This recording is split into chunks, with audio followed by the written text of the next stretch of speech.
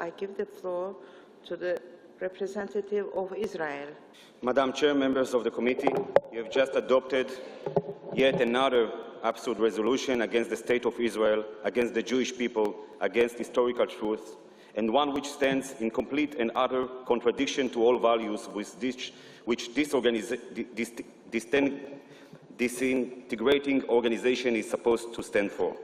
All this at a time when forces of radical Islam are destroying the history and legacy of many nations, demolishing mosques and churches, and not even sparing archaeological sites. All this at a time when the State of Israel is the only nation in the region which upholds these values, protects these places, while allowing freedom of worship equally to all religions.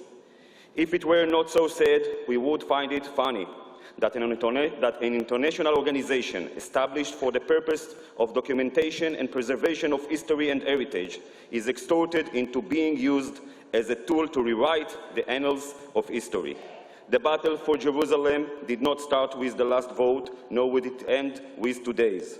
Israel is sovereign in Jerusalem and shall continue to exercise its sovereignty there, while Palestinians and other Arab nations continue to toy with imaginary and absurd resolutions, which put to shame those who place them on the agenda, as well as those who raise their hands in favor.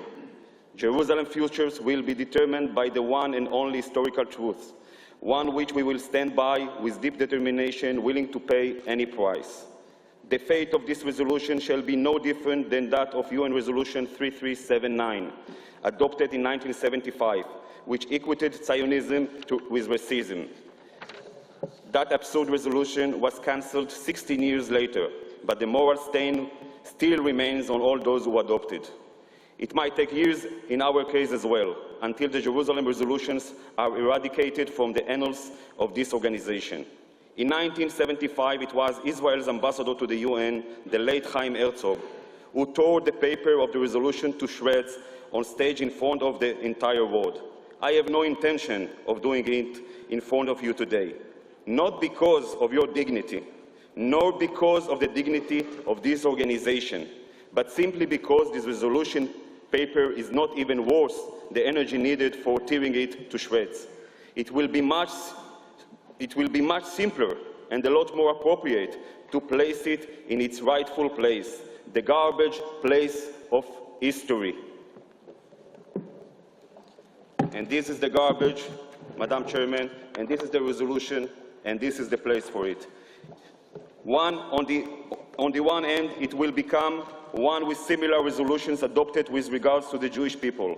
On the other hand, it might get a bit crowded between uncountable UN Human Rights Council resolutions, the UN in New York resolutions, UNESCO resolutions, and other diabolical ideologies for the destruction of Israel, devised by past empires and dictators not worthy of us mentioning them, all of which have this in common: they all disappeared off the stage of history, existing no more, while the people of Israel is alive and well, and the blue and white flag with the Star of David, Magen David, is waving above Jerusalem, our eternal and united capital.